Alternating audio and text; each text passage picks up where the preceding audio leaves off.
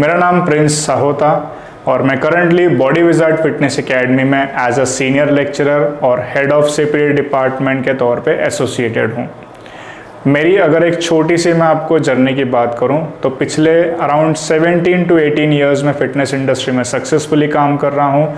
मैंने भी अपने करियर की शुरुआत as a upcoming fitness trainer के तौर पे की थी और over the period of time मैंने इस इंडस्ट्री में अपने टैलेंट और स्किल को अपलिफ्ट करने के लिए मल्टीपल कोर्सेज किए हैं, अपने आप को एजुकेट किया है और इनिशियली मैंने एक विजन सेट किया था कि एक दिन मैं इस इंडस्ट्री में अपने आप को फैकल्टी के तौर पे देखना चाहूँगा और आज आपके सामने मैं एज अ सीनियर लेक्चरर के तौर पे रिप्रेजेंट हो रहा हूँ।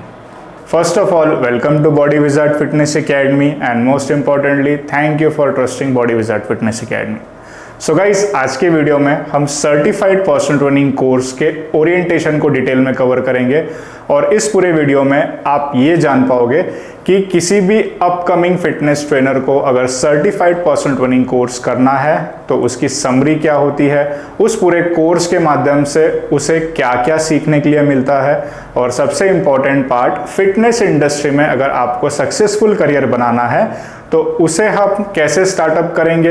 एज अ बिगिनर आपकी जर्नी आप कैसे स्टार्ट करते हो, ये पूरा कंटेंट इस वीडियो में हम डिटेल में कवर करेंगे। बट सबसे पहले मैं आपको एक छोटा सा बॉडी विजार्ड का एक जर्नी बताना चाहूँगा। Body Wizard Fitness academy since 2019 से वर्किंग में है और टिल डेट सक्सेसफुली हमने काफ़ी हमारे बैचेस कंडक्ट किए हैं और टिल डेट हमारे students successfully certified personal training course के ज़रिए अपने आप को एजुकेट करके फिटनेस इंडस्ट्री में अपना सक्सेसफुल करियर बना रहे हैं और काफ़ी अच्छा खासा अर्न भी कर रहे हैं। So let's start. So guys, certified personal training की अगर मैं बात करूं तो ये कोर्स बेसिकली काफ़ी लेंदी है। I will say around 3 to 4 months का ये पूरा कोर्स होता है। इस कोर्स में बेसिकली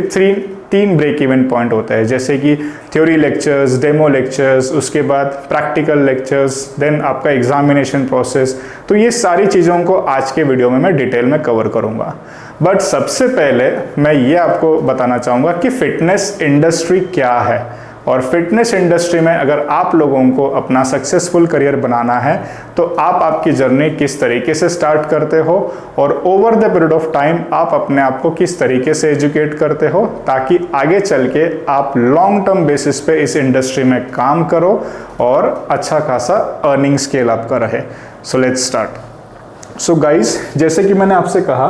कि हम सबसे पहले देखेंगे कि फिटनेस इंडस्ट्री है क्या। अगर हम हमारे सराउंडिंग में देखें तो बहुत सारे डिफरेंट इंडस्ट्रीज़ को आप एक्सपीरियंस करते हो, जैसे कि आपकी फैमिली मेम्बर्स या आपके फ्रेंड सर्कल में अगर कोई है, सो हर कोई व्यक्ति डिफरेंट इंडस्ट्री में अपने आप को रिप्रेजेंट करता है। या फिर स्कूल डेज या कॉलेज डेज से ही बहुत से लोगों का इंटरेस्ट होता है, बहुत से लोगों का पैशन होता है कि उन्हें एक पर्टिकुलर इंडस्ट्री में अपने आप को रिप्रेजेंट करना है और उसी इंडस्ट्री को लेके वो अपना करियर भी सेट करते हैं और सक्सेसफुली उसमें अपने आप को वो कहीं ना कहीं एक अच्छे लेवल पे स्टैंड करते हैं। सिमिलरली अगर मैं बात करूं फिटनेस इंडस्ट्री की तो फिटनेस इंडस्ट्री काफ़ी सालों से काफ़ी पॉपुलर है और रिसेंटली अगर मैं इंडिया की बात करूं तो इंडिया में फिटनेस इंडस्ट्री अभी काफ़ी ट्रेंड में है और बहुत से अपकमिंग स्टूडेंट्स या बहुत से अपकमिंग यंगस्टर्स फिटनेस इंडस्ट्री को अपना करियर चूज कर रहे हैं और काफ़ी सक्सेसफुली इस इंडस्ट्री में अपने आप को रिप्रेजेंट कर रहे हैं। फिटनेस इंडस्ट्री का एक ऐसा प्लेटफॉर्म है जहां पे आप अपने आप को एज अ इंडिविजुअल एम्प्लॉय के तौर पे रिप्रेजेंट करते हो, जहां पे आप आपके लोकलाइट एरिया में या फिर आप जिस सिटी या जिस स्टेट से बिलोंग करते हो वहाँ पे जब आप रेप्यूटेड जिम्स में as a fitness trainer, as a certified personal trainer जब आप अपने आप को रिप्रेजेंट करते हो तो आपकी एक अलग पहचान बनती है। और सबसे इम्पॉर्टेंट पार्ट इस इंडस्ट्री का ये है कि ये इंडस्ट्री आपको बहुत से सोर्सेस के ज़रिए इनकम और जनरेट करने का या फिर पैसा कमाने का आपको काफ़ी अच्छा अपॉर्चुनिटी देती है। तो इसी को आज मैं थोड़ा सा डिटेल में कवर करने वाला हूँ। और फिटनेस इंडस्ट्री की अगर मैं बात करूं तो फिटनेस इंडस्ट्री काफ़ी पॉपुलर है, रिसेंटली काफ़ी ट्रेंड में है। इस इंडस्ट्री में बहुत से लोग ईगरली अपना करियर सेट करने के लिए वेट कर रहे हैं और सबसे इम्पॉर्टेंट पार्ट ये है कि बहुत से अपकमिंग स्टूडेंट्स या अपकमिंग फिटनेस ट्रेनर्स को कंसर्न होता है कि हम जर्नी कैसे स्टार्ट करें या फिर उन्हें राइट डायरेक्शन या राइट प्लेटफॉर्म नहीं मिलता है। और ये सारे बहुत से क्वेश्चंस होते हैं कि हम हमारी फिटनेस की जर्नी कैसे शुरू करें, या हम एज अ मेंबर स्टार्टिंग में किसी जिम में ज्वाइन हो जाए, कुछ महीनों का फ्लोर एक्सपीरियंस ले ले यानी कि वर्कआउट का एक्सपीरियंस ले ले, फिर हम आगे फिटनेस इंडस्ट्री में करियर कर सकते हैं क्या, या फिर इसका एजुकेशनल बैकग्राउंड क्या होता है, या फिर इसका एज लिमिट क्या होता है। ऐसे बहुत से मल्टीपल क्वेश्चंस आने वाले फिटनेस ट्रेनर्स को होते हैं। तो ये सारे क्वेश्चंस का answer body Wizard Fitness academy आपके लिए लाया है। सो गाइज, अगर मैं बात करूं फिटनेस इंडस्ट्री की, तो फिटनेस इंडस्ट्री में अगर किसी भी पर्सन को, किसी भी स्टूडेंट को, या फिर लेट्स से आपको अगर अपना करियर स्टार्ट करना है, तो सबसे पहले आपको फिटनेस इंडस्ट्री का इंफॉर्मेशन होना चाहिए कि फिटनेस इंडस्ट्री में कितने डिपार्टमेंट्स होते हैं, फिटनेस इंडस्ट्री किस तरीके से रन करती है, उसके सराउंडिंग में कितने उसके साथ एसोसिएटेड बिजनेस रन्स होते हैं, और फिटनेस इंडस्ट्री में कितने स्पोर्ट्स उसके साथ सराउंडिंग होते हैं। ये सारी चीज़ों का आपको बेसिक नॉलेज होना बहुत ज़रूरी होता है। सबसे इम्पॉर्टेंट पार्ट ये है कि ये एक टैलेंट और एक स्किल बेस्ड फिटनेस इंडस्ट्री है। ओके, अगर आप काफ़ी पैशनेट हो, आप खुद को फिजिकली मेंटली हेल्दी रखना चाहते हो, या फिर आप काफ़ी पैशनेट हो कि आपके अराउंड जितने भी जो स्पेशल पॉपुलेशन क्लाइंट है या जनरल क्लाइंट है, जिनको कोई ना कोई बीमारी है या कोई ना कोई मेडिकल कंडीशन है, या फिर उनकी लाइफस्टाइल काफ़ी सेडेंटरी है, या आप अगर एक विजन सेट करते हो कि आपको उन लोगों के फिटनेस लेवल को ऑप्टिमाइज करना है, तो फिटनेस इंडस्ट्री में आप काफ़ी अच्छा अपना स्कोप कर सकते हो। और रही बात फिटनेस इंडस्ट्री के स्टार्टअप की, तो आपको अगर एक सर्टिफाइड फिटनेस ट्रेनर या फिर एक well known well educated fitness trainer के तौर पे अगर आपको इंडस्ट्री में रिप्रेजेंट होना है, तो उसके लिए आपको सर्टिफाइड पर्सनल ट्रेनिंग कोर्स करना काफ़ी कंपलसरी होता है, ये काफ़ी ज़रूरी होता है। और बेसिकली लेट्स से कि ये एक इंडस्ट्री का स्टार्टअप भी आप कह सकते हो कि उस कोर्स के ज़रिए, उस कोर्स के बेसिस पे जो भी आप एजुकेशन लेते हो, अपने स्किल्स और अपने एक्सपर्टीज़ को जब आप बढ़ाते हो, तो उसके बेसिस पे आप इंडस्ट्री में अच्छे खासे प्लेटफॉर्म से अपना करियर स्टार्ट कर सकते हो। सो लेट्स कंटिन्यू। आगे अगर हम देखेंगे तो यहाँ पे और एक क्वेश्चन अराइज होता है, that is benefits of fitness industry. अभी देखो, बहुत से यंगस्टर्स को ये भी क्वेश्चन होता है कि चलो ठीक है, हमने आपका ओपिनियन मान लिया, या फिर हम कन्विंस हो गए कि हमें फिटनेस इंडस्ट्री में हमारा करियर करना चाहिए, काफ़ी अच्छी अपॉर्चुनिटी है, बट उससे मिलने वाले बेनिफिट्स, करेक्ट, आप किसी भी इंडस्ट्री को जब as a career point of view से देखते हो, तो on the other hand question arise क्या होता है कि उस इंडस्ट्री से हमें क्या बेनिफिट होगा, करेक्ट। सो फिटनेस इंडस्ट्री की अगर मैं बात करूं, तो फिटनेस इंडस्ट्री आपको वेरियस प्लेटफॉर्म्स अवेलेबल कराती है और आपको काफ़ी मल्टीपल अपॉर्चुनिटीज़ देती है कि आप एक ही स्पेसिफिक इंडस्ट्री में अलग अलग डेजिग्नेशन पे आप खुद को रिप्रेजेंट कर सकते हो। अगर एक छोटा सा अगर मैं आपको मेरा एग्जांपल दूं, तो मैंने भी आपके जैसे एज अ स्टूडेंट इस फिटनेस इंडस्ट्री में अपनी जर्नी स्टार्ट की थी। स्टार्टिंग के कुछ साल just basic ground level floor experience मैंने लिया। उसके बाद जब मुझे पता चला कि इस इंडस्ट्री में एजुकेशन नाम की भी चीज़ होती है, यानी कि आप फिटनेस इंडस्ट्री में अगर करियर बनाना चाहते हो तो एजुकेशन के माध्यम से भी आप खुद को अपग्रेड कर सकते हो। So then I started doing my courses. और जैसे जैसे मैं कोर्सेज करता गया, जैसे जैसे मैंने मेरे अपने टैलेंट और स्किल्स को मैंने इम्प्रूवाइज किया, उसे डेवलप किया, और step by step, year by year, जैसे जैसे मेरा फ्लोर एक्सपीरियंस, प्रैक्टिकल एक्सपीरियंस बढ़ता गया, वैसे वैसे मैंने फिटनेस ट्रेनर से लेके क्लब मैनेजर या फिर जनरल मैनेजर तक सारे डेजिग्नेशंस पे अपने आप को प्रूव किया, और हर एक डेजिग्नेशन का मैंने एक्सपीरियंस लिया। तो एक स्टार्टअप की अगर मैं बात करूं, तो एक जो अपकमिंग फिटनेस ट्रेनर होता है, वो किसी भी रेप्यूटेड जिम में जब एज अ फिटनेस ट्रेनर या एज अ फ्लोर ट्रेनर जब वो अपॉइंट होता है, तो वहां से उसकी करियर की स्टार्ट होती है, करेक्ट। और जैसे जैसे वो स्टेप बाय स्टेप, यानी कि over the period of time, वो कोर्सेज, मल्टीपल कोर्सेज जो इस इंडस्ट्री के प्लेटफॉर्म पे अवेलेबल है, उसके माध्यम से जब वो अपने आप को एजुकेट करता रहता है, तो धीरे धीरे उसे आगे चल के अच्छे लेवल पे या फिर और बड़े डेजिग्नेशन पे काम करने की अपॉर्चुनिटी भी मिलती है। तो अगर मैं एक छोटा सा अगर आपको गो थ्रू दूं कि फिटनेस डिपार्टमेंट में बेसिकली कितने सेक्टर्स होते हैं, तो जब भी कोई अपकमिंग ट्रेनर फिटनेस इंडस्ट्री में अपना करियर स्टार्ट करता है, तो बेसिक लेवल पे उसे फ्लोर ट्रेनर का डेजिग्नेशन अपॉइंट किया जाता है, जहाँ पे वो फ्लोर एक्सपीरियंस लेता है। यानी कि फ्लोर एक्सपीरियंस के सबसे इंपॉर्टेंट पार्ट होता है क्लाइंट असेसमेंट, कि जब आप फ्लोर पे as a fitness trainer, as a trainer अपने आप को जब आप रिप्रेजेंट करते हो और उस जिम में आने वाले क्लाइंट्स के साथ आपका इंटरेक्शन कैसे होना चाहिए, उनके गोल्स आप समझ पाओ, या उन्हें अगर किसी वर्कआउट में असिस्टेंस चाहिए या फिर उन्हें अगर स्पॉटिंग चाहिए, तो ये सारी चीज़ें आप वहाँ पे इनिशियल लेवल पे एक्सपीरियंस करते हो। और जैसे जैसे आपका फ्लोर एक्सपीरियंस बढ़ता है, यानी कि over the period of time as a floor trainer जब आप फ्लोर हैंडल करना सीख जाते हो या फिर आप क्लाइंट्स के साथ इंटरेक्ट करना सीख जाते हो, क्लाइंट के वर्कआउट को या फिर क्लाइंट के गोल को जब आप समझने लगते हो, तब धीरे धीरे आपकी एक्सपर्टीज बढ़ती है। और एक सर्टन टाइम के बाद फिर आप खुद को एजुकेट करने के लिए सर्टिफाइड पर्सनल ट्रेनिंग कोर्स करते हो। सर्टिफाइड पर्सनल ट्रेनिंग कोर्स जो है ये बेसिकली आपको एक किक स्टार्ट देता है और आपको एक व्हाट वी कैन से एक एफिलिएट करता है कि you are a educated fitness trainer. तो जैसे ही आप ये सर्टिफिकेशन पूरा करते हो, सक्सेसफुली इसे पास करते हो, तो आपको एफिलिएशन मिलता है विच इज़ कॉल्ड सर्टिफिकेशन। उसके बेसिस पे आप किसी भी रेप्यूटेड जिम में अपने आप को as a certified fitness trainer या सर्टिफाइड पर्सनल ट्रेनर के तौर पे रिप्रेजेंट करते हो।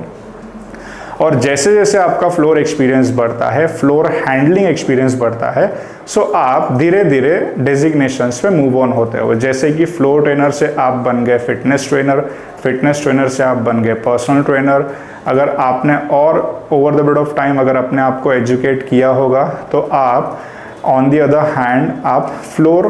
मैनेजर भी बन सकते हो या फ्लोर सुपरवाइज़र भी बन सकते हो। उसके साथ साथ आप इस इंडस्ट्री में अपने आप को एज अ प्रोग्रामर के तौर पे भी एक्सपीरियंस रिप्रेजेंट कर सकते हो। मान के चलो काफ़ी सालों का आपका एक्सपीरियंस ऐड हो चुका है, उसी के साथ साथ आपने certified personal training course, advance exercise science course and most importantly special population course आपने कर लिया है और खुद को अच्छा खासा अपग्रेड कर लिया है, तो आप किसी भी रेप्यूटेड जिम में एज अ प्रोग्रामर या एज अ फिटनेस काउंसलर के तौर पे रिप्रेजेंट होते हो। और जैसे जैसे आपकी एक्सपर्टीज़ बढ़ती है, वैसे वैसे आपको डेजिग्नेशंस पे काम करने की अपॉर्चुनिटी भी मिलती है। तो ये एक छोटा सा ग्लिम्स था कि फिटनेस इंडस्ट्री में बेसिकली कितने डिपार्टमेंट्स होते हैं। ओके और over the period of time, जैसे अगर मैं पर्सनली मेरी बात करूं, तो जैसे मैंने आपको कहा था कि मैंने भी आपके जैसे ही इस इंडस्ट्री में अपने करियर की शुरुआत की थी और आपके जैसे मैं एक स्टूडेंट था। और जब मैंने इस इंडस्ट्री में एजुकेशन करना स्टार्ट किया, तो मैंने मेरा एक विजन सेट किया था और वो लॉन्ग टर्म विजन था कि आज मैं फिटनेस ट्रेनर हूँ, आफ्टर एजुकेशन में सर्टिफाइड फिटनेस ट्रेनर के तौर पर रिप्रेजेंट होऊंगा, काफ़ी क्लाइंट्स को मैं उनके गोल को रीच करने में हेल्प तो करूंगा और ऑन दी अदर हैंड मैं अच्छा खासा इनकम सोर्स भी जनरेट करूंगा और लॉन्ग टर्म के बेसिस पे इस इंडस्ट्री में काम करूंगा। बट उसी के साथ साथ मैंने विजन ये सेट किया कि मुझे बेसिकली लोगों के साथ इंटरेक्ट करना काफ़ी अच्छा लगता है और मुझे काफ़ी पसंद भी है। तो उसी को ध्यान में रखते हुए मैंने इस इंडस्ट्री में अपना विजन रखा था कि कुछ सालों के एक्सपीरियंस के बाद या जैसे जैसे मैं इस इंडस्ट्री में एक्सपीरियंस लेता जाऊंगा और खुद के टैलेंट और स्किल्स को अपलिफ्ट करता रहूँगा, एक दिन मैं इस इंडस्ट्री में अपने आप को फैकल्टी के तौर पे देखना चाहूँगा। और आज आपके सामने मैं एज अ फैकल्टी ही रिप्रेजेंट हो रहा हूँ। यहाँ पे मैं और एक चीज़ ये ऐड करना चाहूँगा कि जैसे जैसे आप फिटनेस इंडस्ट्री में अपना ग्रोथ करते हो और आगे चल के अगर आपके टैलेंट, आपके स्किल्स को अगर आप इम्प्लीमेंट करते हो या फिर उससे आप अपग्रेड करते हो, तो आगे चल के आपको रेप्यूटेड एकेडमीज़ में काम करने की भी अपॉर्चुनिटी मिलती है, जहाँ पे आप as a practical faculty, as a practical coordinator, as a theory lecturer या फिर एज अ थ्योरी फैकल्टी के तौर पे भी आप खुद को रिप्रेजेंट कर सकते हो। इस तरीके से काफ़ी आपको इंडस्ट्री में बेनिफिट्स भी मिलते हैं। एंड मोस्ट इम्पॉर्टेंटली, अगर आप शुरू से ही यानी कि लेट्स से स्कूल या कॉलेज डेज से ही अगर आप किसी अच्छे खासे स्पोर्ट्स को अगर आप रिप्रेजेंट कर रहे हो और काफ़ी टाइम से अगर आप प्रैक्टिस में हो, तो फिटनेस इंडस्ट्री के साथ साथ आप स्पोर्ट्स स्पेसिफिक भी काफ़ी अपने आप को आगे चल के अपलिफ्ट कर सकते हो। जैसे कि अगर मैं एक छोटा सा आपको यहाँ पे इंट्रोडक्शन दूँ कि जो स्पोर्ट्स टीम्स होती है, जैसे क्रिकेट टीम हो गई, फुटबॉल टीम हो गई, ये जो टीम्स होती है जब ये नेशनल इंटरनेशनल लेवल पे अपनी कंट्री को या अपने स्टेट को जब रिप्रेजेंट करते हैं, तो इन्हें भी कहीं ना कहीं अपने फिटनेस लेवल को ऑप्टिमाइज करने के लिए, परफॉर्मेंस को ऑप्टिमाइज करने के लिए अच्छे खासे स्ट्रेंथ एंड कंडीशनिंग कोच की भी ज़रूरत होती है। तो आगे चल के अगर आपने अपनी एक्सपर्टीज़ को अगर अपग्रेड किया, आपने अगर आपके टैलेंट और स्किल को अगर अपग्रेड किया, तो इन फ्यूचर आप किसी reputed we can say sports club या फिर रेपुटेटेड, जैसे मैंने कहा कि आपकी एक टीम है जो आपके स्टेट को या आपके नेशनलिटी को रिप्रेजेंट करती है, नेशनल टीम है, तो आप उनके कोच के तौर पे भी खुद को रिप्रेजेंट कर सकते हो। तो इस तरीके से काफ़ी आपको फिटनेस इंडस्ट्री बेनिफिशियली आपको बेनिफिट्स देती है। एंड नो डाउट जैसे जैसे आपका एक्सपर्टीज़ बढ़ता है, आपका एक्सपीरियंस बढ़ता है और आप अच्छे बड़े बड़े डेजिग्नेशंस पे जब खुद को रिप्रेजेंट करते हो, तो आपका अर्निंग सोर्स भी काफ़ी अच्छा बढ़ता है। और सबसे इम्पॉर्टेंट पार्ट अगर मैं फिटनेस इंडस्ट्री की कहूँ, तो आपने अगर काफ़ी सालों से अगर फ्लोर एक्सपीरियंस लिया होगा और ऑन टाइम अगर आपने खुद को एजुकेट किया होगा, in terms of skills and talent खुद को अपलिफ्ट किया होगा, तो आप इन फ्यूचर सक्सेसफुल फ्रीलांसर के तौर पे भी खुद को रिप्रेजेंट कर सकते हो और इंडिविजुअल क्लाइंट्स को पर्सनल ट्रेनिंग्स सर्विस प्रोवाइड करके आप अच्छा खासा इनकम जनरेट कर सकते हो। तो ये थे कुछ फिटनेस इंडस्ट्री के benefits. So let's continue. So आगे अगर हम देखें तो यहाँ पे हम थोड़ा सा डिटेल में जाएंगे कि सर्टिफाइड पर्सनल ट्रेनिंग कोर्स जो है ये बेसिकली है क्या। जैसे मैंने शुरुआत में आपसे कहा था कि किसी भी अपकमिंग फिटनेस ट्रेनर को अगर फिटनेस इंडस्ट्री में अपना सक्सेसफुल करियर बनाना है या सेट करना है, तो इनिशियल लेवल पे या एज अ स्टार्टअप उसे सर्टिफाइड पर्सनल ट्रेनिंग कोर्स करना काफ़ी ज़रूरी होता है। वहाँ से ही उसकी एक जर्नी स्टार्ट होती है। धीरे धीरे वो human science, human biomechanics, human body किस तरीके से काम करती है, किस तरीके से रिस्पॉन्स करती है, ये सारी चीज़ें वो डिटेल में सीखता है, समझता है। तब जाके वो जितने भी क्लाइंट्स को हैंडल करता है या जितने भी क्लाइंट्स के गोल्स को वो अंडरस्टैंड करता है, तो वहाँ पे उसकी एबिलिटीज़ बढ़ती है, जिसके ज़रिए वो क्लाइंट्स को उनके गोल को रीच करने में मदद करता है। So let's see the detailed information of certified personal training course. अभी यहाँ पे एक क्वेश्चन छोटा सा अराइज होता है कि फिटनेस ट्रेनर जो है, ओके, अपकमिंग फिटनेस ट्रेनर, इसे एजुकेट या फिर इसे एजुकेशन की क्यों ज़रूरत है। आपने फिटनेस इंडस्ट्री अगर देखी होगी, थोड़ा सा एक्सपीरियंस किया होगा, तो आप देखोगे कि फिटनेस इंडस्ट्री में आपको दो क्राइटेरिया मिलेंगे। एक क्राइटेरिया होगा जो काफ़ी सालों से फिटनेस इंडस्ट्री में काम कर रहे हैं बट प्रैक्टिकल बेसिस पे काम कर रहे हैं, यानी कि उन्होंने जब से फिटनेस इंडस्ट्री में काम करना शुरू किया तब से जस्ट फ्लोर एक्सपीरियंस के बेसिस पे या बेसिक नॉलेज के बेसिस पे वो अपने आप को रिप्रेजेंट कर रहे हैं। और जितने भी साल से वो काम कर रहे हैं अभी तक उन्होंने अपने आप को एजुकेट या अपग्रेड नहीं किया है, okay. But on the other hand अगर हम एक क्राइटेरिया देखेंगे तो ऐसे लोग आपको मिलेंगे फिटनेस इंडस्ट्री में जिन्होंने इनिशियल लेवल पे, यानी कि जब उन्होंने फिटनेस इंडस्ट्री में अपने करियर करने का जब उन्होंने डिसाइड किया था, वहाँ से ही उन्होंने खुद को ऑन टाइम प्रॉपर मैनर में खुद को अपग्रेड भी किया और खुद को एजुकेट भी किया और वो काफ़ी सक्सेसफुली अपने आप को इंडस्ट्री में रिप्रेजेंट कर रहे हैं। अब दोनों के बीच का अगर मैं डिफरेंस आपको कहूँ तो जैसे मैंने आपको थोड़ी देर पहले स्टेटमेंट दी कि ऐसे लोग, यानी कि पहला ऐसा क्राइटेरिया जहाँ पे लोगों के पास सिर्फ प्रैक्टिकल एक्सपीरियंस है और बेसिक नॉलेज है about exercises and about diet.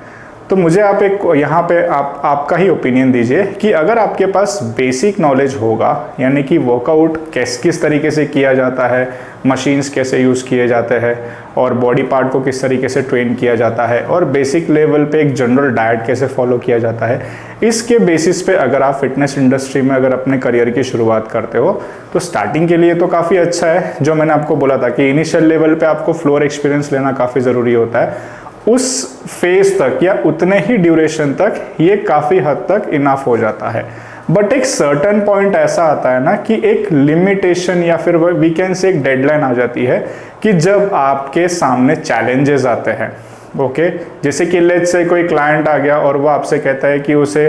Particularly इतने ड्यूरेशन में फैट लॉस करना है या पर्टिकुलरली इतने ड्यूरेशन में उसे मसल गेन करना है, या फिर लेट्स से अगर कोई मेडिकल कंडीशन वाला अगर कोई क्लाइंट आ जाता है कि उसे कोई पर्टिकुलर एक डिसऑर्डर है और उसे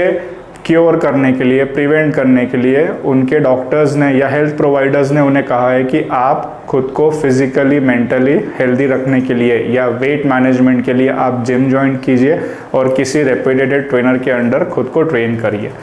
या फिर कोई ऐसा क्लाइंट जिसने रिसेंटली इंजरी सफ़र की और काफ़ी क्रोनिक सिचुएशन था, उसके ट्रीटमेंट में उसकी सर्जरी भी हुई, काफ़ी लॉन्ग टर्म उसे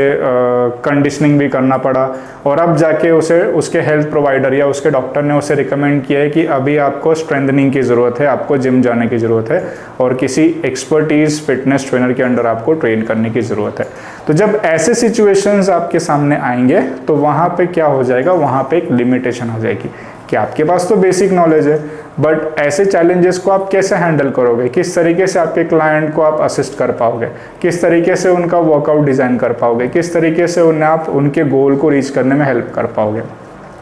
तो यही बेनिफिट्स आपको दूसरे क्राइटेरिया में देखने के लिए मिलते हैं। जो दूसरा क्राइटेरिया मैंने आपसे कहा कि ऐसे लोग जो डे 1 से ही, इनिशियल लेवल से ही अपने आप को एजुकेट करते हैं और स्टेप बाय स्टेप इंडस्ट्री में करंट जो रिसर्च बेस्ड जो कंटेंट होता है या फिर जो लेटेस्ट जो एक्सरसाइज का कल्चर आया हुआ होता है या फिर जो प्रोटोकॉल्स होते हैं उनको अगर वो ऑन टाइम अगर अंडरस्टैंड करते हैं या खुद को उस लेवल पे अपग्रेड करते हैं तो ऐसे चैलेंजेस उनके लिए काफ़ी इजी हो जाते हैं। तो ये डिफरेंस होता है प्रैक्टिकल बेस पे काम करना और एजुकेशनल बेस पे काम करना। और एजुकेशन की अगर मैं बात करूँ तो गाइस, तो एक छोटा सा स्टेटमेंट मैं मेरे हर एक बैच में मेरे स्टूडेंट्स को देता हूँ कि आपके पास समय है, आप खुद को एजुकेट करो। एजुकेशन के लिए समय निकालना बहुत ज़रूरी होता है और जब आप खुद को रिस्पेक्टिव मैनर में over the period of time अगर आप एजुकेट करते रहते हो तो ही आप किसी भी इंडस्ट्री में अपने आप को सक्सेसफुली देख पाओगे। एंड मोस्ट इम्पॉर्टेंटली एक मेरा छोटा सा स्लोगन होता है, मैं सारे मेरे स्टूडेंट्स को बोलता हूँ कि एजुकेशन इज़ द पावर। यानी कि आप अगर खुद को एजुकेट करते हो तो आप किसी भी सर्कमस्टेंस में या किसी भी प्लेटफॉर्म पे खुद को अच्छे लेवल पे या फिर पॉजिटिव मैनर में रिप्रेजेंट करते हो। सो आई होप आपको एजुकेशन का इम्पोर्टेंस समझ में आ गया कि अगर आपको फिटनेस इंडस्ट्री में अपना सक्सेसफुल करियर बनाना है तो उसके लिए आपको एजुकेशन कितना इम्पोर्टेंट है। सो लेट्स कंटिन्यू।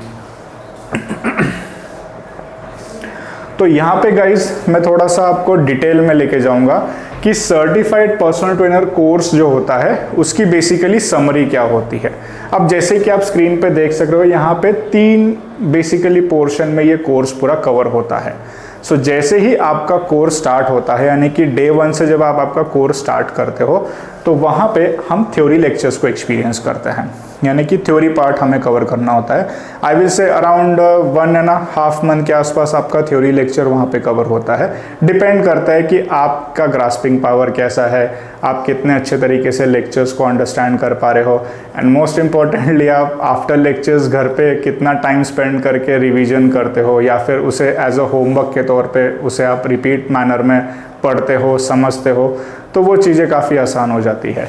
और थ्योरी लेक्चर्स की अगर मैं बात करूं तो यहाँ पे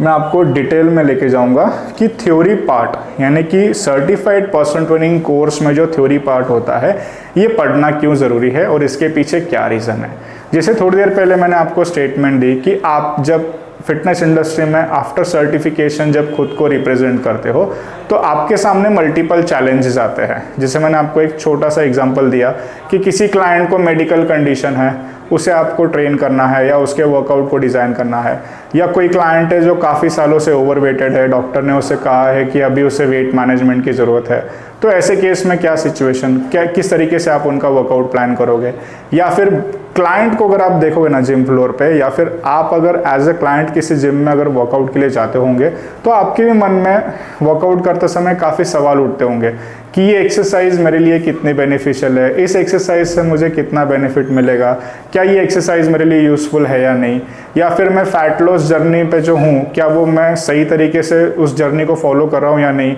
क्या मैं सही ट्रैक पे हूँ या नहीं। ऐसे मल्टीपल क्वेश्चंस आपके भी अराइज होते होंगे। तो सिमिलरली जितने भी जिम्स में क्लाइंट आते हैं तो हर एक क्लाइंट के अपने अपने इस तरीके से क्वेश्चंस होते हैं, क्योंकि किसी भी रेप्यूटेड जिम में अगर आप एक्सपीरियंस करोगे तो वहाँ पे मल्टीपल क्लाइंट्स अपना अपना इंडिविजुअल गोल लेके आते हैं। किसी को फैट लॉस करना है, किसी को मसल गेन करना है, किसी ने फैट लॉस या मसल गेन कर लिया है बट अभी उसे वेट मेंटेनेंस करना है, या लेट्स से किसी का पर्टिकुलर कोई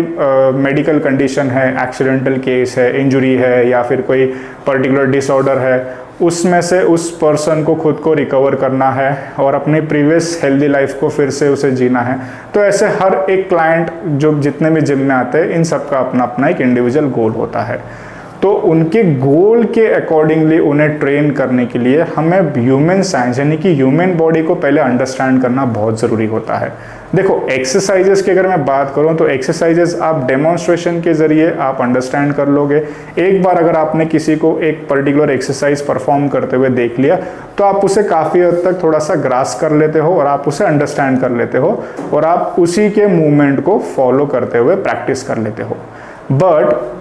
आपको अगर किसी क्लाइंट को अगर अच्छा खासा रिजल्ट देना है, पॉजिटिव रिजल्ट देना है और उनके फिटनेस गोल्स को अगर आपको जल्द से जल्द कम समय में और इफेक्टिव मैनर में अगर रीच कराना है तो उसके लिए ह्यूमन साइंस या फिर ह्यूमन बॉडी का जो कंप्लीटली एक what we can say biology होता है, इसको समझना बहुत ज़रूरी होता है। तो यहाँ पे अगर मैं थ्योरी लेक्चर्स की बात करूँ तो जैसे आप देख सकते हो मैंने यहाँ पे कुछ पॉइंटर्स लिखे हुए जो बेसिकली हम थ्योरी में एज अ टॉपिक के तौर पे कंसिडर करते हैं। तो सबसे पहले बात करूँगा मैं फिटनेस कंपोनेंट्स की। बॉडी में कुछ स्पेसिफिक फिटनेस के कंपोनेंट्स होते हैं जिसको दो क्राइटेरिया में डिवाइड किया जाता है। एक होता है HRPF और एक होता है SRPF। HRPF का मतलब होता है हेल्थ रिलेटेड फिजिकल फिटनेस, जो कंपोनेंट्स किसी भी आम इंसान को हेल्दी रहने में मदद करते हैं, और दूसरी तरफ होता है SRPF यानी कि स्किल्ड रिलेटेड फिजिकल फिटनेस, जो किसी भी आम इंसान को किसी भी स्किल्ड वर्क को परफॉर्म करने में मदद करते हैं। अब ये फिटनेस कंपोनेंट्स की अगर मैं बात करूं तो बढ़ती उम्र के बाद ये घटने लगते हैं, यानी कि इनकी जो कार्य क्षमता होती है या फिर इनकी जो एबिलिटी होती है वो ईयर बाय ईयर, यानी कि जैसे भी एक इंडिविजुअल क्लाइंट की उम्र बढ़ती जाएगी वैसे वैसे उसके फिटनेस के कंपोनेंट्स का जो एबिलिटी है वो डे बाय डे या ईयर बाय ईयर कम होता है।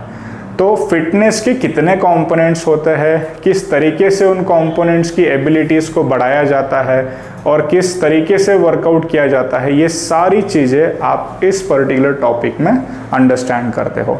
और फिटनेस ट्रेनर की अगर मैं बात करूं तो किसी भी रेप्यूटेड क्लब में अगर आप फिटनेस ट्रेनर को देखते हो जिसने अपने आप को एजुकेट किया है, सर्टिफाइड पर्सनल ट्रेनिंग कोर्स किया है या फिर वो मल्टीपल क्लाइंट्स को इंडिविजुअली ट्रेन कर रहा है, तो सबसे प्राइमरी बेस पे उसको फिटनेस के कंपोनेंट्स अंडरस्टैंड करना और समझना काफ़ी ज़रूरी होता है।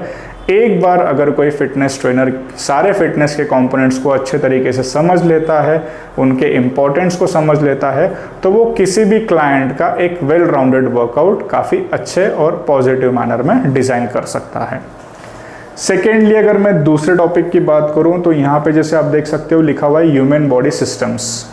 बॉडी में कुछ सिस्टम्स होते हैं जो डिफरेंट मैनर में काम करते हैं। अगर मैं कंप्लीटली एक ह्यूमन बॉडी की अगर बात करूं तो हमारी बॉडी टोटल 11 सिस्टम से मिलके बनी हुई है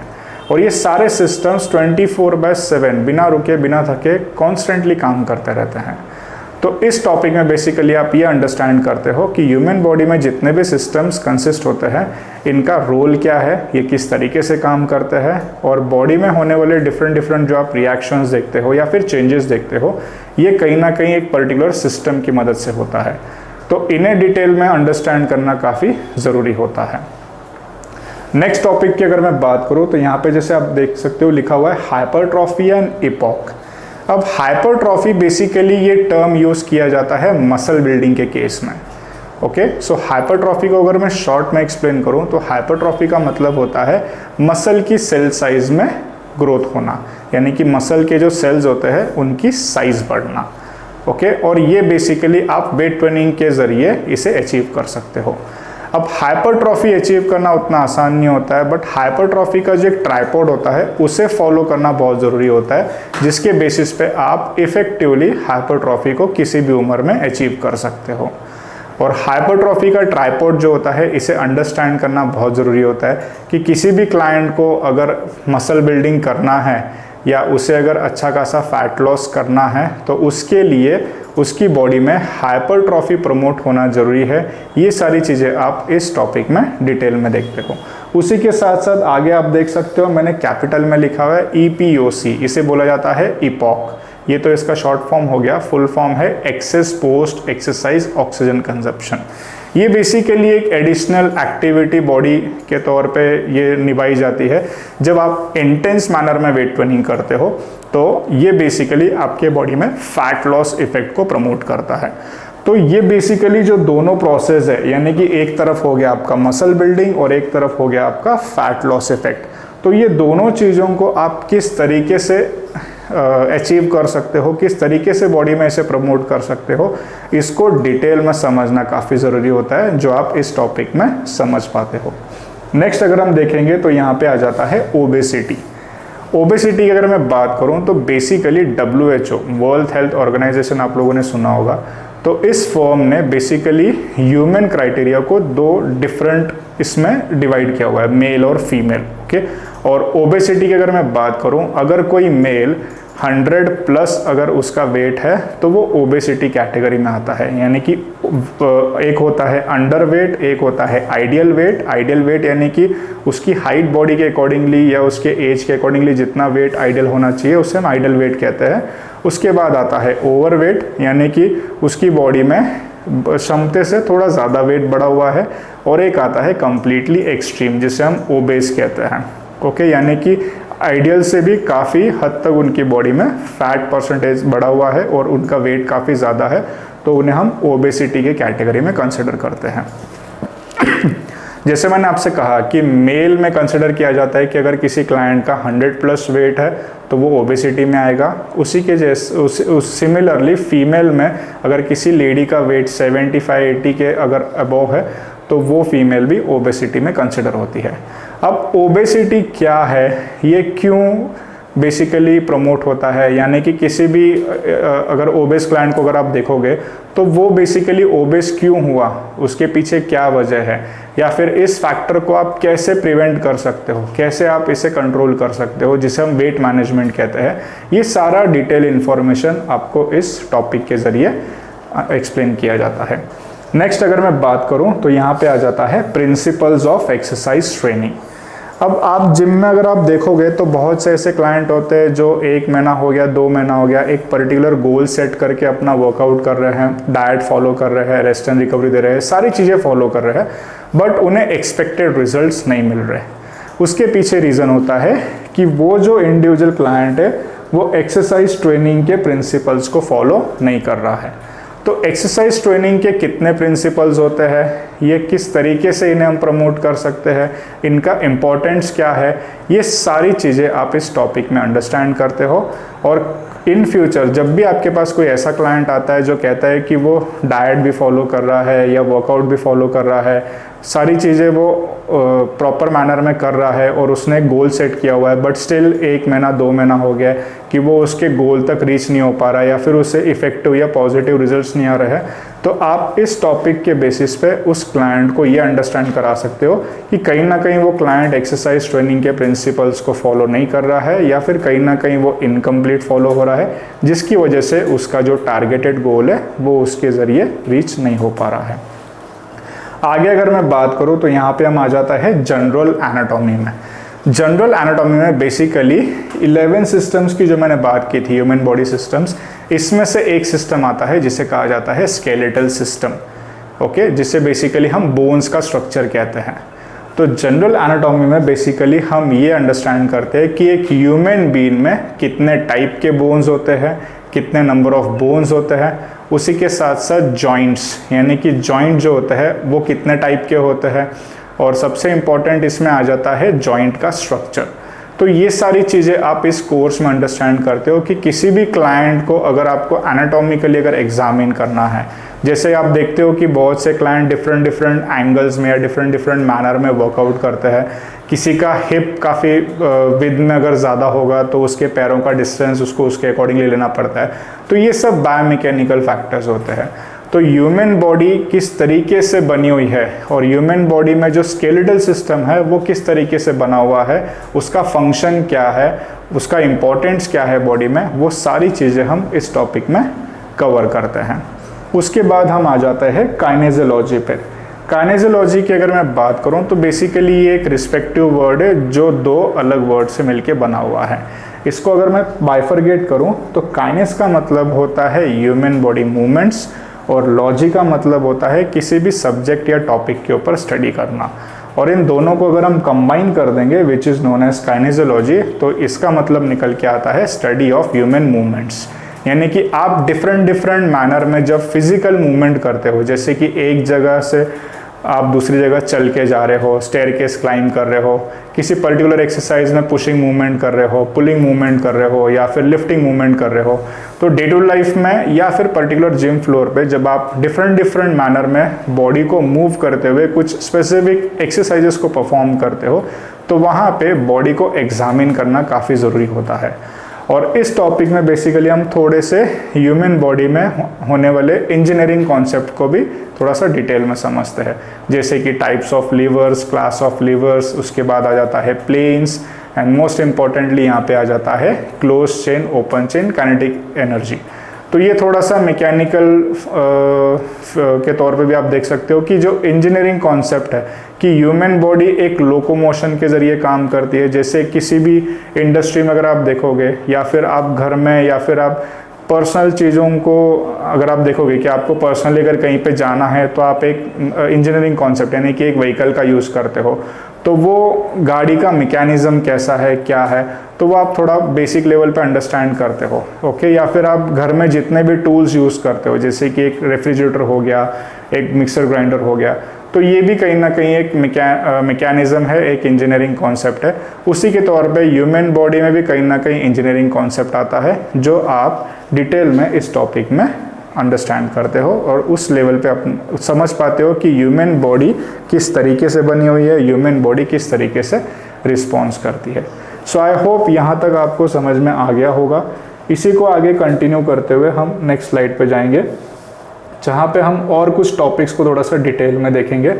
तो यहाँ पे अगर आप देखोगे तो नेक्स्ट टॉपिक आ जाता है एनाटॉमी ऑफ स्केलेटल मसल्स।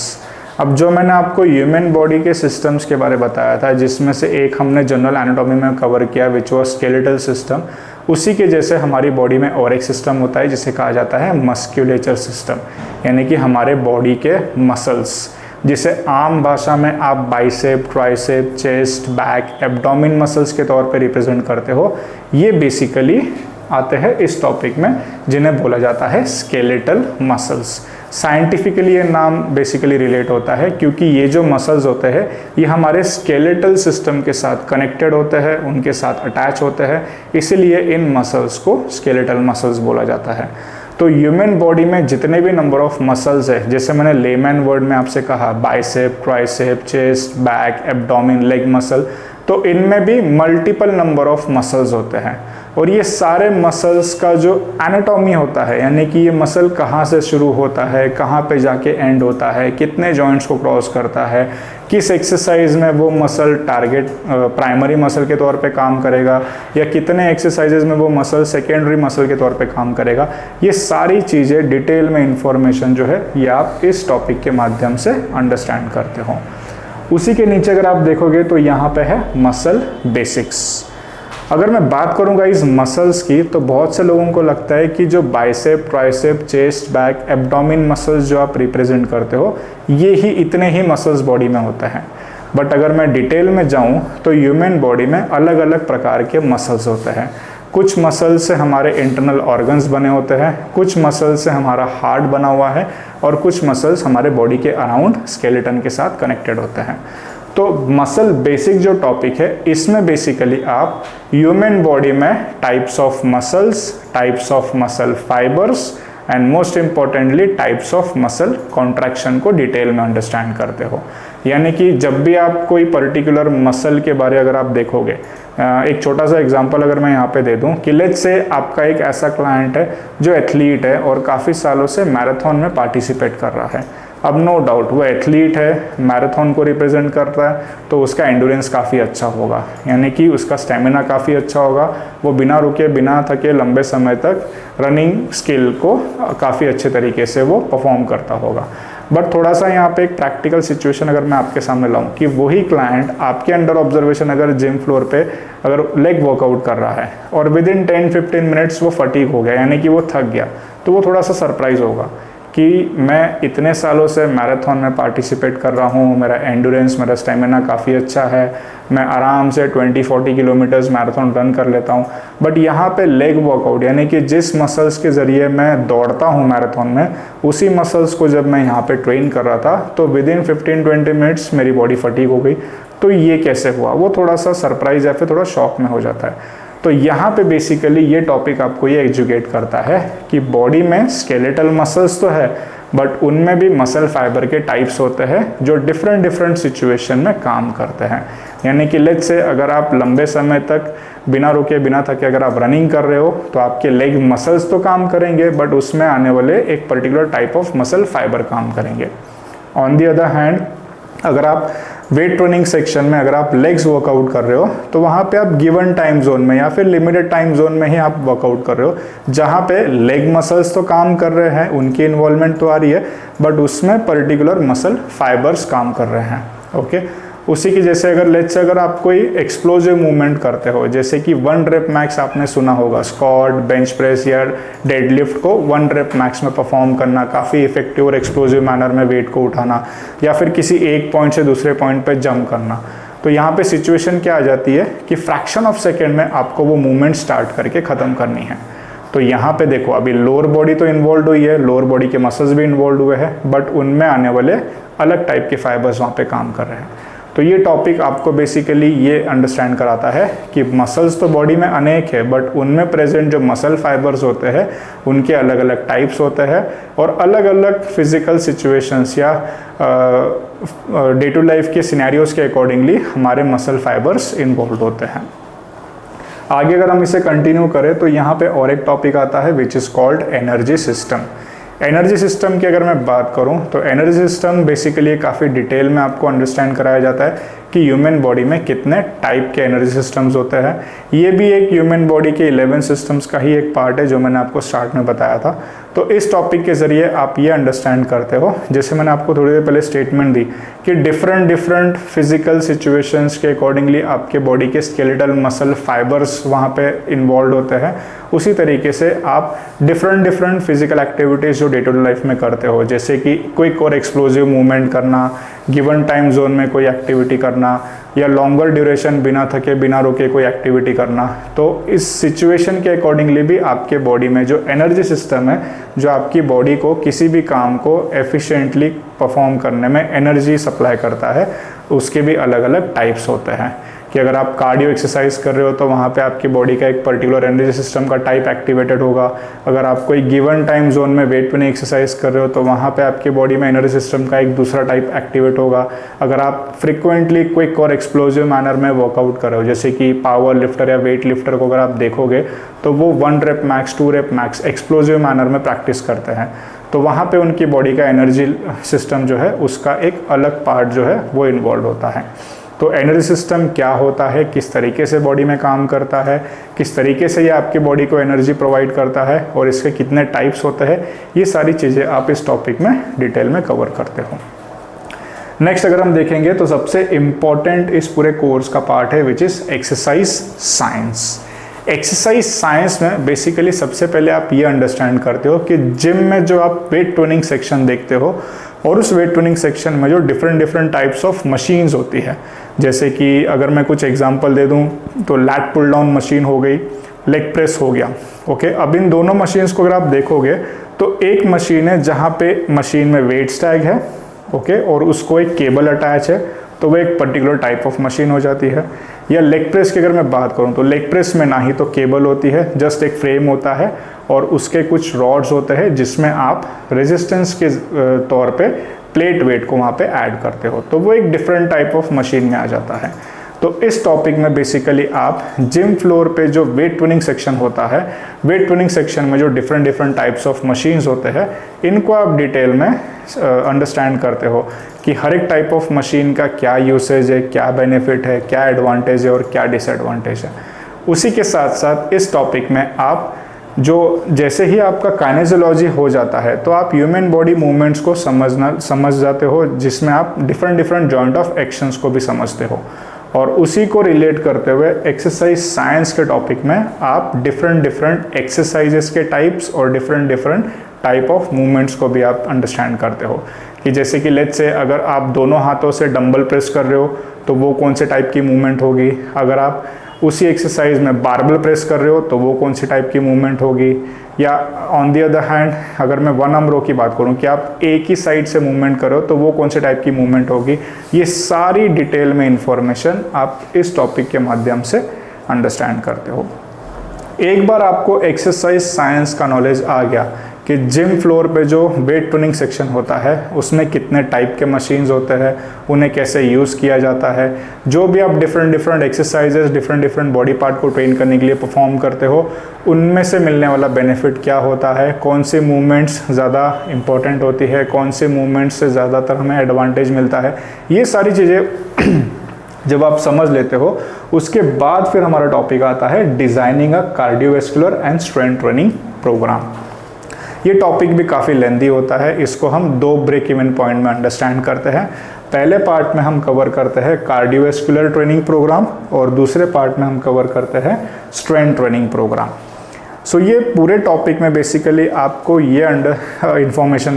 मिलती है कि किसी भी क्लाइंट का, चाहे वो जनरल क्लाइंट हो या उससे अगर कोई मेडिकल कंडीशन हो, कोई हेल्थ कंसर्न हो, और उसके करंट फिटनेस लेवल के अकॉर्डिंगली आप उसका कार्डियो वर्कआउट कैसे डिज़ाइन कर सकते हो, या फिर लेट्स से अगर कोई बिगिनर क्लाइंट है जिसे कोई भी पर्टिकुलर मेडिकल कंडीशन नहीं है, आपको उसे बिगिनर लेवल से एडवांस लेवल तक अगर आपको लेके जाना है, आपने एक गोल सेट किया हुआ है कि आज मैं इसे बिगिनर लेवल पे ट्रेन कर रहा हूँ बट कुछ महीनों बाद मुझे इसे एडवांस लेवल पे ट्रेन करना है, तो रिस्पेक्टिव मैनर में उसके फिटनेस लेवल को इफेक्टिवली बढ़ाने के लिए, फिटनेस के कंपोनेंट्स की एबिलिटीज़ को बढ़ाने के लिए आप उसके कार्डियोवैस्कुलर प्रोग्राम को किस तरीके से डिज़ाइन करोगे, क्या क्या चीज़ें आप उसमें कंसिडर करोगे, ये सारी डिटेल में इंफॉर्मेशन आपको इस टॉपिक में दी जाती है। उसी के साथ साथ स्ट्रेंथ ट्रेनिंग प्रोग्राम भी आता है कि किसी भी क्लाइंट को अगर आपको स्ट्रेंथ ट्रेनिंग प्रोग्राम अगर डिज़ाइन करके देना है, या फिर आपको आपके पर्सनल क्लाइंट का अगर स्ट्रेंथ ट्रेनिंग प्रोग्राम डिज़ाइन करना है, तो इस टॉपिक के बेसिस पे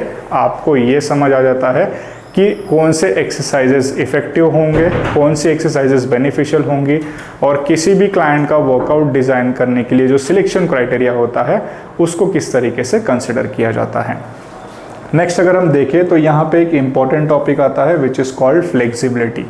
अब फ्लेक्सिबिलिटी ये फिटनेस कंपोनेंट का एक पार्ट है, बट इसे हम थोड़ा सा डिटेल में अंडरस्टैंड करते हैं क्योंकि फ्लेक्सिबिलिटी में कुछ मैकेनिज्म आते हैं और इसे बेसिकली अंडरस्टैंड करना काफ़ी ज़रूरी होता है। ये टॉपिक थोड़ा सा लेंदी होता है जिसको आप 2 ब्रेक इवन पॉइंट में अंडरस्टैंड करते हो। फर्स्ट पार्ट में हम फ्लेक्सिबिलिटी में ये समझते हैं कि बहुत से लोगों की फ्लेक्सिबिलिटी अफेक्ट होती है, उनके पीछे क्या रीज़न होता है ये हम डिटेल में समझते हैं। और कोई भी क्लाइंट अगर फ्लेक्सिबिलिटी को बढ़ाता है, यानी कि उसका ये जो कंपोनेंट है फ्लेक्सिबिलिटी, ये अगर ऑप्टिमम लेवल पर रहता है तो इससे उसे क्या क्या बेनिफिट्स होते हैं।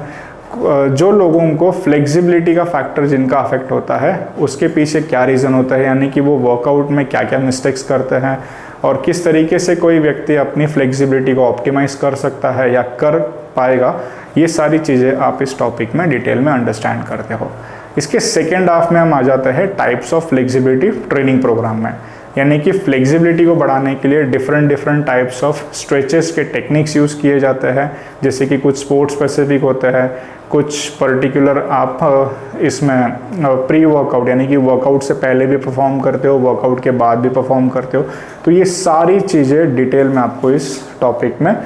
अंडरस्टैंड की जाती है। और इसी के साथ साथ आपको ये भी समझ में आ जाता है कि किसी भी क्लाइंट के वर्कआउट से पहले कौन से टाइप के फ्लेक्सिबिलिटी प्रोग्राम देने चाहिए और क्लाइंट के वर्कआउट के बाद कौन से टाइप के फ्लेक्सिबिलिटी प्रोग्राम देने चाहिए।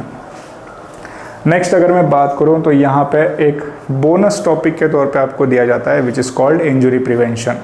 इंजरी प्रिवेंशन ये भी थोड़ा सा लेंथी टॉपिक होता है। इसमें बेसिकली आप कुछ मेडिकल कंडीशंस यानी कि इंजरीज़ के बारे, जिसे कि हम कॉमन इंजरीज़ कहते हैं, कि कॉमनली किसी को वेट ट्रेनिंग करते समय इंजरी हो गई, या किसी को डे टू लाइफ में कोई सडन ऑब्जेक्ट लिफ्ट करते समय इंजरी हो गई, या पुअर बायोमैकेनिक्स, या poor we can say technical part कि उनकी बॉडी एक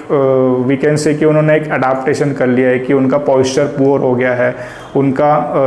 वॉकिंग मैनर जो है वो अफेक्ट हो चुका है, या उनके खड़े रहने की पोजीशन जो है वो अफेक्ट हो चुकी है। तो इसके बेसिस पे भी काफ़ी लोगों को इंजरीज सफ़र करनी पड़ती हैं। तो इस टॉपिक के बेसिस पे आप कुछ एनवायरमेंटल कंडीशंस को भी अंडरस्टैंड करते हो, यानी कि एनवायरमेंटल कंडीशंस होते हैं। जैसे अभी आप फिटनेस इंडस्ट्री के सराउंडिंग में अगर आप देखोगे तो बहुत से लोग आपको डिफरेंट एनवायरनमेंट में वर्कआउट करते हुए मिलेंगे। जैसे कि इंडोर ग्रुप एक्टिविटीज़ होती है, इंडोर वेट ट्रेनिंग या कार्डियो ट्रेनिंग करना, आउटडोर कार्डियो ट्रेनिंग करना, आउटडोर वेट ट्रेनिंग करना, या कोस्टल रीजन्स यानी कि बीच साइड पे वर्कआउट करना, टेरेन सरफेस पे वर्कआउट करना, हार्ड कंक्रीट पे वर्कआउट करना, गार्डन या पार्क में जाके वर्कआउट करना, या इंडोर होम ट्रेनिंग करना। तो डिफरेंट एनवायरमेंट्स में लोग ट्रेन करते हैं। तो इससे होने वाले एक्सरसाइज अफेक्ट्स यानी कि एक्सरसाइज को क्या क्या अफेक्ट होता है, ये सारी चीज़ें हम इस टॉपिक में कवर करते हैं। एंड मोस्ट इम्पॉर्टेंटली जो कॉमन इंजरीज़ की मैंने बात की, तो कॉमन इंजरीज़ जो जिम में और डे टू लाइफ में जो होती है उसे आप कैसे अंडरस्टैंड कर पाओगे, किस तरीके से उसके सिम्टम्स आप देख पाओगे, या उसके जो प्रिकॉशंस होते हैं या फिर उससे होने वाले रिस्क फैक्टर्स जो होते हैं, ये सारी चीज़ें आप इस टॉपिक में डिटेल में अंडरस्टैंड कर पाते हो। और उन इंजरीज़ को किस तरीके से ट्रीट किया जाता है, कौन से वर्कआउट्स को कंसिडर करके उसे ट्रीट किया जाता है, ये सारी चीज़ें आप इस टॉपिक में डिटेल में अंडरस्टैंड करते हो। इन सारे टॉपिक्स के साथ साथ कुछ और एडिशनल टॉपिक्स मैं यहाँ पे इंट्रोड्यूस करूँगा, जैसे कि एक आ जाता है sliding filament theory. Sliding filament theory ये जो टॉपिक है, इसमें आप बेसिकली स्केलेटल मसल्स को सेलुलर लेवल पे एग्जामिन करते हो। स्केलेटल मसल्स सेलुलर लेवल तक एनाटॉमिकली किस तरीके से हमारी बॉडी में बना हुआ है, इसकी संरचना किस तरीके से हुई है, ये किस तरीके से काम करता है, ये सारी चीज़ें आप उस टॉपिक में अंडरस्टैंड करते हो। बेसिकली स्लाइडिंग फिलामेंट थ्योरी को अगर मैं आम भाषा में अगर आपको कन्वे करूं तो स्लाइडिंग फिलामेंट थ्योरी का मतलब होता है जब भी आपका कोई मसल एक्टिवली इन्वॉल्व होता है, यानी कि वो काम करता है किसी भी एक्सरसाइज या किसी भी मूवमेंट में, तो वहाँ पे मसल में जो कॉन्ट्रैक्शन आता है उसकी प्रोसेस को बेसिकली स्लाइडिंग फिलामेंट थ्योरी कहा जाता है। तो उसे आप उस टॉपिक में डिटेल में अंडरस्टैंड करते हो। और उसी के साथ साथ और एक टॉपिक आ जाता है which is called workload and intensity. Workload और इंटेंसिटी के बेसिस पे आप आपके जिम में आने वाले इंडिविजुअल क्लाइंट्स की एबिलिटीज़ को आप अंडरस्टैंड करते हो। वर्कलोड का मतलब होता है किसी भी काम में किया जाने वाला किसी भी काम को करते समय उस काम में अगर आप कोई पर्टिकुलर वेट उठा रहे हो या फिर कोई ऑब्जेक्ट उठा रहे हो तो उसका लोड कितना है, यानी कि आप कितना लोड उठा रहे हो, उस लोड को कितनी बार उठा रहे हो और उस लोड को आप कितनी तेज़ी से उठा रहे हो, ये सारे फैक्टर्स उस टॉपिक में कवर होते हैं। और उसी के साथ साथ इंटेंसिटी यानी कि किसी भी काम को करते समय लगाई हुई मेहनत जो होती है, लगाई हुई जो ताकत होती है, उसे इंटेंसिटी कहा जाता है। तो वर्कलोड और इंटेंसिटी एक्सरसाइजेज में कैसे रिलेट होता है, किसी भी क्लाइंट के वर्कलोड को किस तरीके से बढ़ाया जाए ताकि वो उसके गोल को जल्द से जल्द और इफ़ेक्टिवली रीच कर पाए, और उसकी इंटेंसिटी कैसे बढ़ाई जाए, आप उस पूरे टॉपिक में इसे डिटेल में अंडरस्टैंड करते हो। सो आई होप आपको थ्योरी पार्ट काफ़ी डिटेल में समझ में आ गया होगा। आगे अगर मैं मूव ऑन करूं तो यहाँ पे हम डेमोन्स्ट्रेशन में जाएंगे। तो जैसे ही आपका डेमो लेक्चर्स पूरा हो जाता है, जैसे ही आपके थ्योरी लेक्चर्स पूरे हो जाते हैं तो सेकेंड आपका जो फेज़ है वो स्टार्ट होता है डेमोन्स्ट्रेशन का। डेमोन्स्ट्रेशन बेसिकली ये एक पार्शियल लेक्चर होता है, यानी कि जहाँ पे फैकल्टी आपको थ्योरेटिकल लेक्चर भी दे रहा होता है और सेम टाइम पे जो प्रैक्टिकल कोऑर्डिनेटर्स होते हैं ये आपको एक पर्टिकुलर एक्सरसाइज जो है उसका एग्जीक्यूशन या फॉर्म एंड टेक्निक आपको डेमोन्स्ट्रेट करते हैं। डेमो लेक्चर्स की अगर मैं बात करूं तो डेमो लेक्चर्स में हमने थ्योरी लेक्चर्स में जितने भी मसल्स कवर किए होते हैं, जैसे एनाटॉमिकली हमने मसल्स को स्टडी किया होता है, उसके साथ साथ काइनेजोलॉजी में हम जॉइंट ऑफ एक्शंस को कंसिडर करते हैं, उसी के साथ साथ एक्सरसाइज साइंस में जो हम डिफरेंट टाइप्स ऑफ एक्सरसाइज या टाइप्स ऑफ मूवमेंट को कंसिडर करते हैं, इन सब कंटेंट का एक कलेक्टिव कंटेंट आता है डेमोन्स्ट्रेशन में। यानी कि डिफरेंट बॉडी पार्ट को ट्रेन करने के लिए जब आप एक्सरसाइजेस को सिलेक्ट करते हो तो उन एक्सरसाइजेस को परफॉर्म करने का करेक्ट एग्जीक्यूशन क्या होता है, प्रॉपर फॉर्म एंड टेक्निक क्या होता है, किस रिस्पेक्टिव मैनर में आप उस एक्सरसाइज को परफॉर्म करते हो और सेफर साइड में उस एक्सरसाइज को परफॉर्म करते हो, ये सारे एक्सरसाइजेस का जो डिटेल में इंफॉर्मेशन होता है ये आपको डेमोन्स्ट्रेशन लेक्चर में दिया जाता है और ऑन द स्पॉट आपको डेमो एक्सरसाइजेस के जो डेमोन्स्ट्रेशन होते हैं ये भी आप ऑन द स्पॉट एक्सपीरियंस करते हो, ताकि आपको एक जनरल आइडिया आ जाता है कि किसी भी एक्सरसाइज को करेक्ट और पॉजिटिव मैनर में किस तरीके से परफॉर्म किया जाता है, ताकि आप या आपका क्लाइंट उस एक्सरसाइज में होने वाली इंजरीज से प्रिवेंट रहे और उस एक्सरसाइज से उसको ज़्यादा से ज़्यादा एडिशनल बेनिफिट भी मिले। जैसे ही आपके डेमो लेक्चर्स पूरे हो जाते हैं उसके बाद आपके प्रैक्टिकल लेक्चर्स स्टार्ट होते हैं।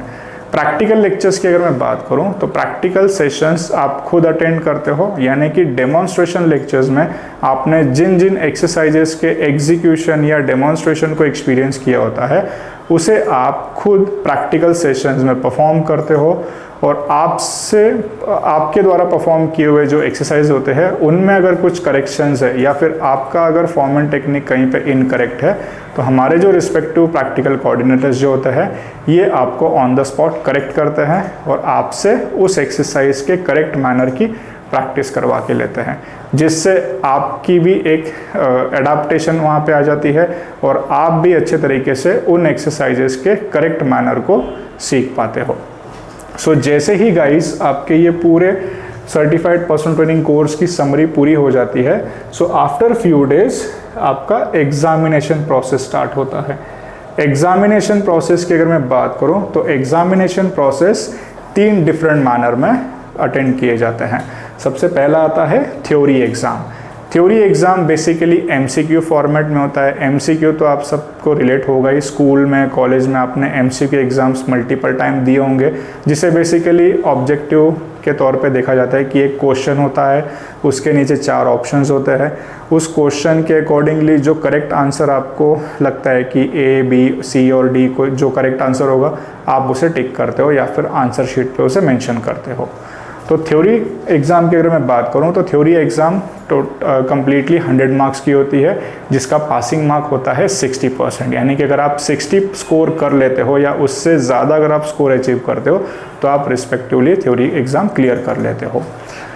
सेकेंड आपकी आती है वाइवा एग्ज़ाम। अब वाइवा एग्ज़ाम क्यों इम्पोर्टेंट है? वाइवा एग्ज़ाम में बेसिकली आपके 2 टैलेंट देखे जाते हैं। एक तो आपने थ्योरी लेक्चर्स और डेमोन्स्ट्रेशन लेक्चर्स में जो भी आपने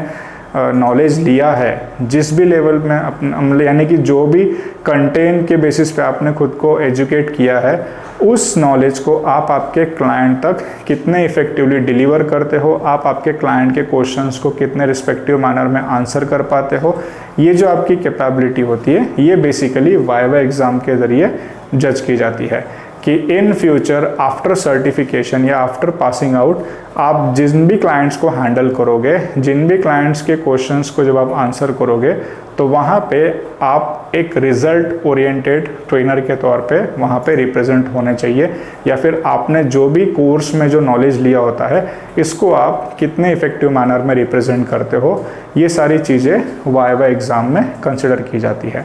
वाइवा एग्ज़ाम की अगर मैं बात करूं तो वाइवा एग्ज़ाम भी 100 मार्क्स की होती है, जिसमें आपको 15 ऑप्शनल क्वेश्चंस प्रोवाइड किए जाते हैं और उनमें से 10 कंपलसरी क्वेश्चंस को आपको आंसर करना होता है, जिसके आंसर्स आपको डिटेल में एक्सप्लेन करने होते हैं। यहाँ पे लैंग्वेज बैरियर का कोई इशू नहीं है, आप अपने कंफर्टेबल हिंदी, इंग्लिश, मराठी किसी भी लैंग्वेज में आप आंसर दे सकते हो और इसका भी पासिंग स्कोर होता है 60%। नेक्स्ट अगर मैं बात करूं प्रैक्टिकल एग्ज़ाम की, तो जैसे मैंने आपको बताया कि प्रैक्टिकल लेक्चर्स में आप जब एकेडमी आते हो और एज अ मेंबर या एज अ स्टूडेंट जब आप उस एक्सरसाइजेस को आप परफॉर्म करते हो, तो हमारे रिस्पेक्टिव जो प्रैक्टिकल कोऑर्डिनेटर्स होते हैं ये आपके फॉर्म एंड टेक्निक्स को ऑब्जर्व करते हैं। अगर कहीं पे कुछ करेक्शंस करना होगा या फिर अगर आपके फॉर्म एंड टेक्निक्स पुअर होंगे तो उसे वो करेक्ट करते हैं और आपसे रिपीटेड मैनर में प्रैक्टिस करवाते हैं। उसी के बेसिस पे आपकी प्रैक्टिकल एग्ज़ाम होती है जिसमें 10 एक्सरसाइजेस कंपलसरी बेस पे आपको परफॉर्म करने होते हैं। और इंडिविजुअल एक्सरसाइज जब आप एग्जीक्यूट करते हो, यानी कि एग्जामिनर के सामने जब आप उस एक्सरसाइज को डेमोन्स्ट्रेट करते हो, परफॉर्म करते हो, तो वहाँ पे आपको कंप्लीटली जो आपको डेमो लेक्चर्स में एक्सप्लेनेशन दिया होता है कि एक्सरसाइज का एग्जीक्यूशन क्या होना चाहिए, फॉर्म एंड टेक्निक क्या होना चाहिए, ये सारी चीज़ें आपको वहाँ पे डेमोन्स्ट्रेट करनी होती है और उसे एक्सप्लेन करना होता है। और उसके बेसिस पे आपको क्रॉस क्वेश्चनिंग भी किया जाता है। और प्रैक्टिकल एग्ज़ाम की अगर मैं बात करूँ तो प्रैक्टिकल एग्ज़ाम भी 100 मार्क्स की होती है जिसका पासिंग स्कोर होता है 80%। तो इस तरीके से 3 अटेम्प्ट में आपकी सर्टिफाइड पर्सनल ट्रेनिंग कोर्स की एग्जामिनेशन प्रोसेस पूरी होती है। एग्जामिनेशन प्रोसेस की अगर मैं बात करूं तो यहाँ पे हर एक स्टूडेंट को 2 अटेम्प्ट्स दिए जाते हैं, यानी कि वो थ्योरी वाइवा प्रैक्टिकल में 2 अटेम्प्ट्स पाता है। अनफॉर्चुनेटली काफ़ी बार होता है कि कोई स्टूडेंट मान के चलिए थ्योरी एग्ज़ाम में अगर वो रह गया, उसका स्कोर अफेक्ट हो गया या वो उसे क्लियर नहीं कर पाया, या फिर लेट्स से कोई प्रैक्टिकल में क्लियर नहीं हो पाया या फिर कोई वाइवा एग्ज़ाम में क्लियर नहीं हो पाया, तो सेकेंड जो उसका अटेम्प्ट होता है वो उसके लिए एक एडिशनल चांस होता है कि वो कुछ दिनों की प्रैक्टिस करके, कुछ दिनों का टाइम लेके खुद को इम्प्रोवाइज़ करके सेकेंड अटेम्प्ट देके अपनी एग्ज़ाम्स क्लियर कर सकता है। तो हर एक स्टूडेंट को, जितने भी student certified personal training course join करते हैं या स्पोर्ट्स न्यूट्रिशन कोर्स ज्वाइन करते हैं, तो इनकी एग्जामिनेशन प्रोसेस में सबको 2 अटेम्प्ट्स ऑफिशियली वैलिड किए जाते हैं। जैसे ही आपका सर्टिफिकेशन सक्सेसफुली आप क्लियर कर लेते हो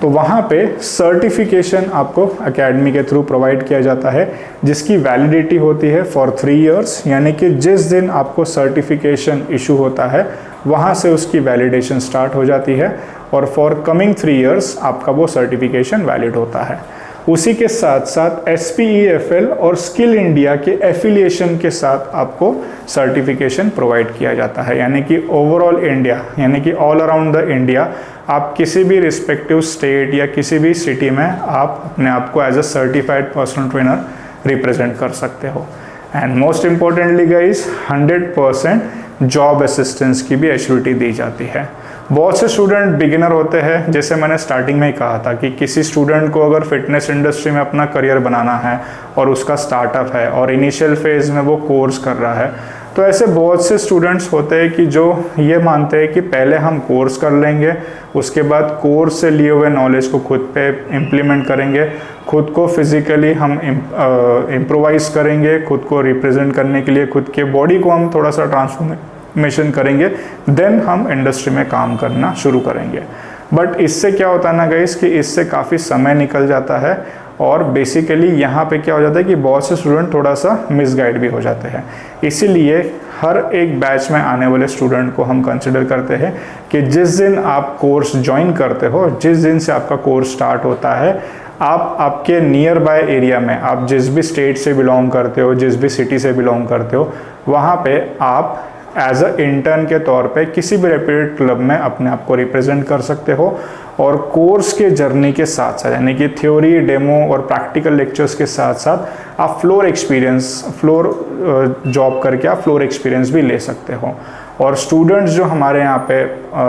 एनरोल्ड होते हैं, यानी कि जितने भी student certified personal training course enrolled करते हैं, उन्हें डे 1 से अगर उनके सिटी में, उनके स्टेट में या उनके नियर बाय अगर जॉब प्लेसमेंट चाहिए होता है या फिर जॉब असिस्टेंस चाहिए होता है, तो बॉडी विज़ार्ड फिटनेस एकेडमी उनकी पूरी तरीके से मदद करती है और डे 1 से एश्योर करती है कि आप अगर कोर्स पढ़ रहे हो, ऑन द अदर हैंड आप उसी के साथ साथ प्रैक्टिकली फ्लोर का एक्सपीरियंस भी ले रहे हो। सो आई होप गाइज आपको इस पूरे ओरिएंटेशन में सर्टिफाइड पर्सनल ट्रेनिंग कोर्स की पूरी समरी, उसी के साथ साथ फिटनेस इंडस्ट्री क्या है, फिटनेस इंडस्ट्री में अगर आप अपना सक्सेसफुल करियर बनाते हो तो फिटनेस इंडस्ट्री से आपको क्या क्या बेनिफिट्स होते हैं, किस तरीके से आप अपने आप को over the period of time educate करते हो और अपग्रेड करते हो, ये सारा इन्फॉर्मेशन आपको समझ में आ गया होगा। स्टिल अगर आपको कोई कन्फ्यूजन है या आपके कोई पर्सनल डाउट्स है तो डोंट वरी, आप हमारे रिस्पेक्टिव कोऑर्डिनेटर्स को कांटेक्ट करके उनसे आप कंसल्ट कर सकते हो, या फिर अगर आपको हमारे एक्सपर्टीज़ यानी कि हमारे एक्सपीरियंस फैकल्टीज से अगर फिटनेस इंडस्ट्री के बारे में कुछ जानना है, या फिर अगर आपको सर्टिफिकेशन के बारे या फिर कोर्सेज के बारे इन डिटेल में अगर आपको कुछ डिस्कस करना है तो आप सिंपली हमारे कोऑर्डिनेटर्स को कांटेक्ट करके उनकी अपॉइंटमेंट ले सकते हो। सो आई होप गाइज ये पूरा ओरिएंटेशन आपको इन्फॉर्मेटिव लगा होगा। And once again thank you so much for trusting Body Wizard Fitness Academy. And soon मैं आप लोगों को मिलूँगा और मैं चाहूँगा कि आप इस इंडस्ट्री में अपने आप को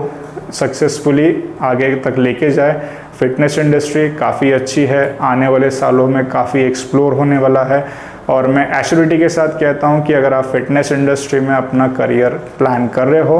तो विदाउट वेस्टिंग टाइम आप आज ही बॉडी विजार्ड फिटनेस एकेडमी को कांटेक्ट कीजिए और certified personal training course join कीजिए और आने वाले दिनों में अपना फिटनेस इंडस्ट्री में सक्सेसफुल करियर बनाइए। Thank you guys.